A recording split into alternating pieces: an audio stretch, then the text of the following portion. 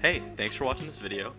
This is a continuation of the Sebastian Lague tutorial on procedurally generated planets.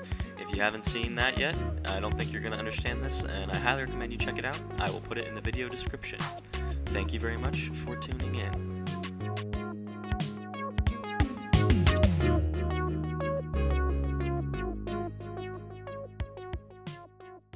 What's up again, YouTube? Back with another procedural planet generation tutorial. Once again, if you haven't seen the first episode, you should watch that, and then you should also watch Sebastian Lague's tutorials, because that is what this is a follow-up of. And so yeah, today we're going to be making atmospheres, and I'm just going to do it in the easiest way I know how. So it won't be perfect, but it'll look decently nice. So, make a new game object, or a new sphere, and name it atmosphere. And you're going to want the atmosphere to be roughly 4 times the size of the planet. Seems like that worked decently well for me. So, like, for me, it's going to be about this much. Like so. And then what we're going to want to do is, I already created the shader, but you just say create, and then you go to shader, and you do PBR graph right there. So if you double click on this guy, all that I have in here is just a Fresnel effect with the basic attributes. And then the only thing you're going to want to do is in here, after you connect the Fresnel to the alpha, you want to make sure this is set to transparent instead of opaque, because if it's opaque, it's going to look like that. And the alpha stuff's not going to do anything, but when you set it to transparent, it'll look like that. So save it, go back. I'll just duplicate planet random and name it planet atmosphere. And for shader, we should have our atmosphere guy right there. We can put it here. And so, yeah, this is the basic principle, but we're going to do some modifications so that it'll look a little bit nicer than that, and we can control some of the stuff like the color and maybe the density and some other stuff. So yeah, open that guy back up in the shader, and the first thing we can do is give the Fresnel effect a power. So I'm going to make a new vector 1. I don't know why it's called that. It should just be called a float. I mean, I get it, but everything else in Unity uses float, so a little bit weird. Fresnel. I'm going to name it underscore Fresnel. The default of 1. Bring that guy down here and connect it to the power. And so when you save, come back to your scene. That's the wrong scene. And your atmosphere object now has this Fresnel thing, which, as you can see, kind of lets you control the, I guess I would almost call it like the outer ring of the Fresnel. So like where it starts, where the blend kind of starts. So there's that. And then open up the atmosphere shader graph again. So what we're going to want to do now is with this, we can do some color. Can create 2 colors. I'm going to call it atmosphere inner. Name it appropriately. Atmosphere inner. And just do the same, but if you guess, it's atmosphere outer.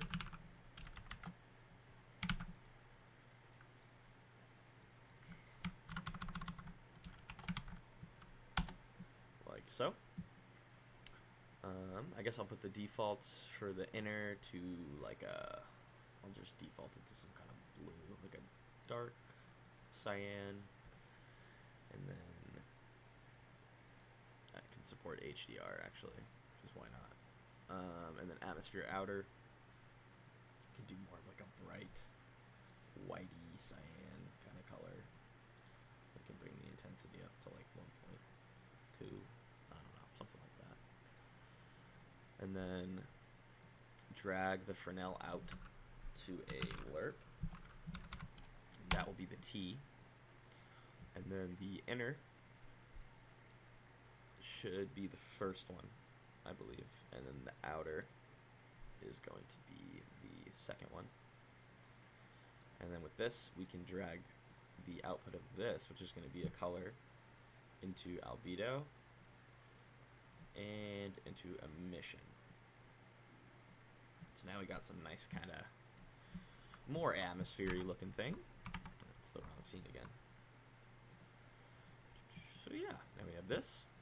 Looks a little bit better. It still doesn't quite look like, maybe from far away it looks decent, but it's not really super nice looking.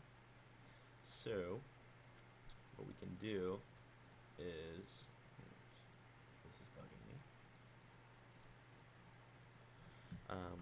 The next thing we can do in the shader is give it a emission strength property. There's going to be a vector 1. I'm just going to call it emission. I'll call it strength.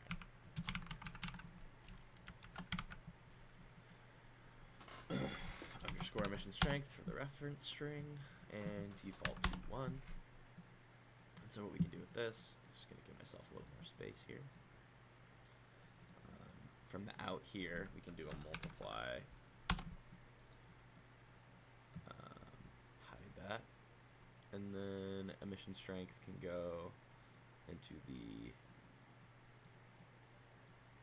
B property, and we can drag that to emission, but then we can keep the output of the lerp still going to albedo. Save the asset. So what that allows us to do is kind of give it a little bit more emission. So we don't have a bloom shader on right now, but it's going to look much better with a little bit of a bloom. So yeah, we could do something like this. And so yeah, it still has this kind of outer ring thing, which some people like.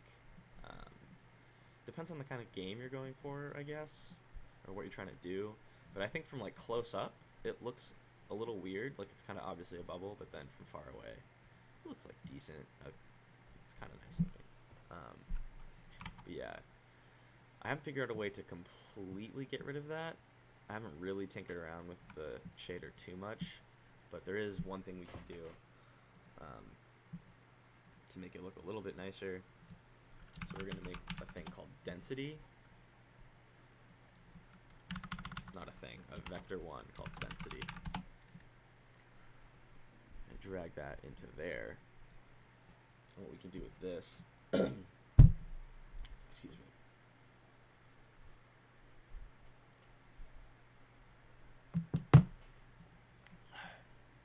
What we can do with this is make a multiply coming out from the Fresnel effect here. Connect the density, and from there we can do a absolute value. Just hide these guys, and then connect that to the alpha channel, but still use the output of the original Fresnel effect to there. All right, so with that, oh, and I should default this to 1. And so with that, we have a much more controllable atmosphere with the density. So you can kind of like extend the brightness factor, I guess. The outer ring of the Fresnel, we can kind of extend it a little bit towards the inner part.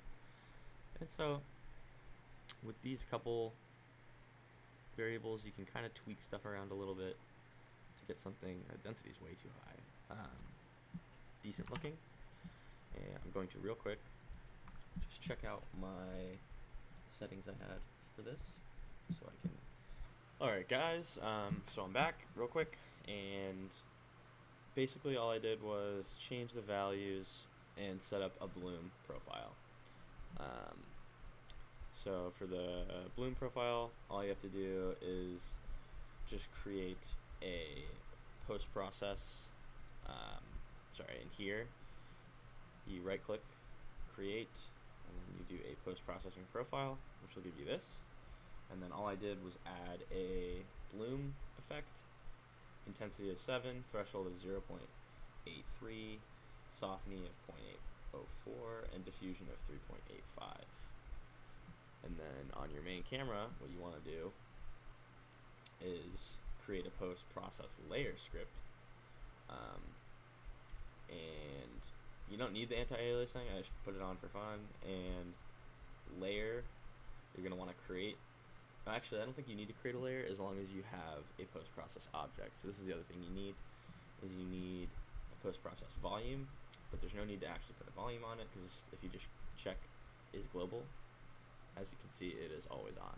Instead of having a volume trigger it just is global. So you have the global on, make sure that the profile is set to your profile here, and then once you do that, change the layer of it to post-processing, and then in your main camera, if I haven't already shown you guys this, I think I did, but just to make sure, layer post-processing, because if it's not post-processing, then it won't show up. So I also did change the atmosphere values a little bit. I changed it, the Fresnel's 1.24, the atmosphere inner is kind of a green color, but it's pretty fun to experiment with the inner atmosphere, so I mean, you could do like a purple thing or something. From the outer layer, we could do like something like that. So yeah, we have this little atmosphere for the planet, and turn the planet generator off real quick here, and press run.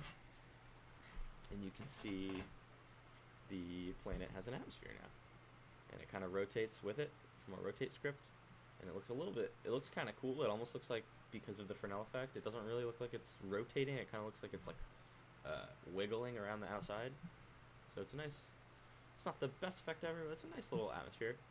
And yeah, so now all we need to do is make it generate correctly with our planet generator. So now we can turn the planet off after you drag atmosphere out. Set this guy's scale back to 111. And he doesn't have this yet in his project. But now we are going to add a prefabs folder, and I added it in the scenes for some reason. So prefabs, drag our atmosphere guy in there, so you can see him there. And great, now we're ready to do a little bit of scripting. So if we go to planet generator, I'm just going to do another header and call it atmosphere attributes public game object atmosphere prefab, and then down here towards the very bottom we can just say game object atmosphere instance equals instantiate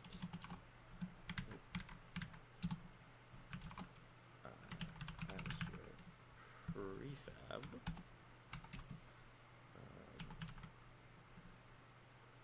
transform. Actually, we could do, yeah, we're gonna want to do the planet go dot transform. And then let me see real quick if that works. I mean, we're not gonna see anything obviously because it's so small, but I just want to make sure that sometimes I forget. You might have to like set the local position after the after you parent it. I always forget that. So we go here.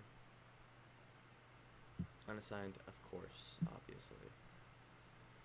And make sure to assign the prefab.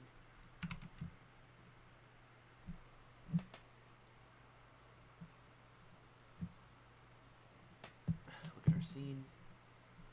The atmosphere is right in the center. Cool. And so then actually all we really need to do now is say atmosphere instance dot local transform local scale. It's going to equal to, we can use our settings dot planet radius last value times 4f, which is just, you know, kind of it's a nice value from what I have experienced, from what I've tinkered with. But we can throw a little bit of randomness in it, not too much. I would say don't go any, we could do like 9.5f to 1.1f. Oh, make sure to put 1 in there. Okay, and then we can grab our mesh render from this guy.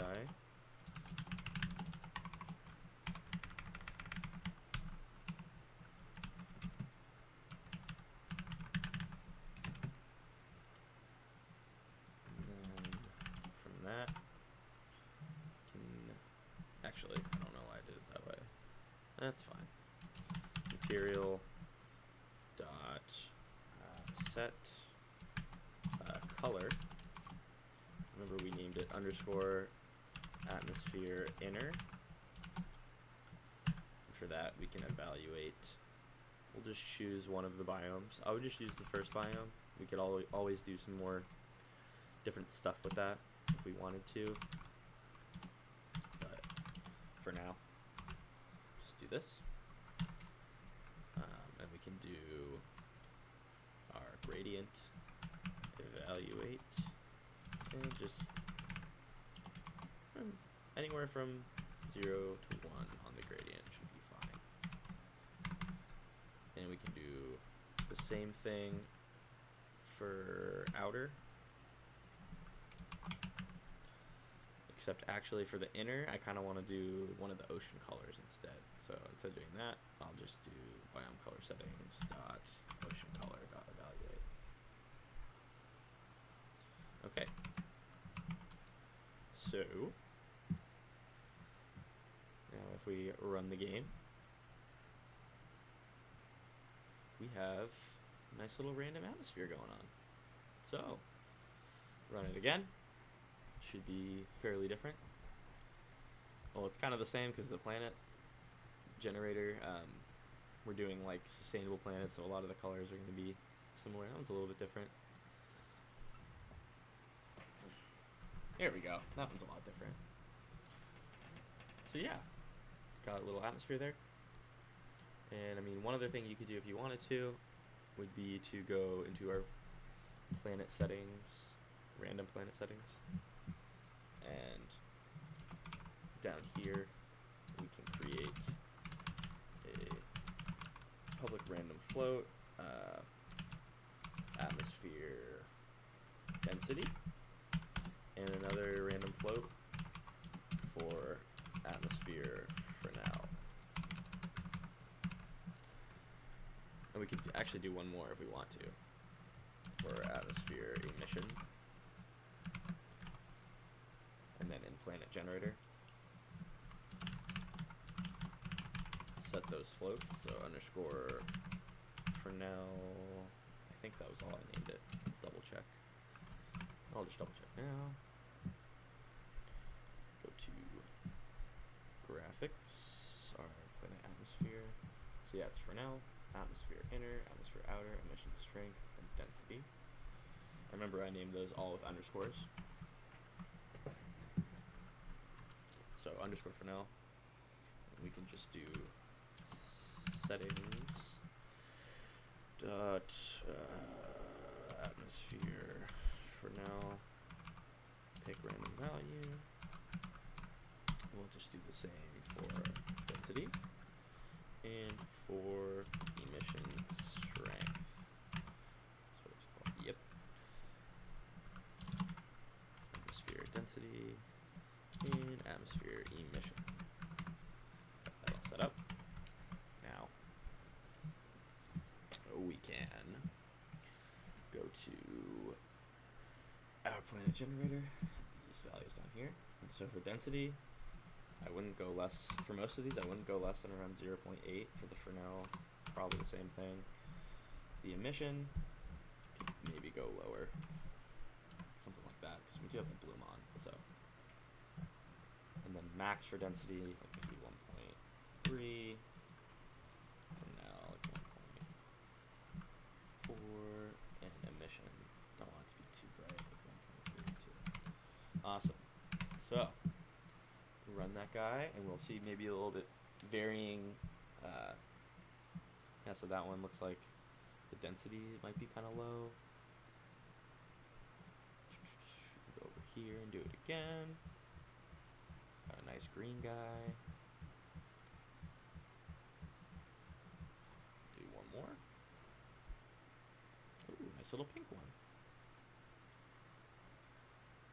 So yeah, you can always play with these values a little bit. Maybe make the Fresnel not as large, something like this. And we can make the emission maybe a little bit bigger than I did, 0.9 to 1.4 or something. So that might make it look a little bit brighter, especially on the outside. Yeah, it looks definitely brighter. So yeah, there you have it. So that's going to be the atmosphere stuff, and then next episode I am going to do the multiple planets generating at once. So, yeah, thank you guys for watching.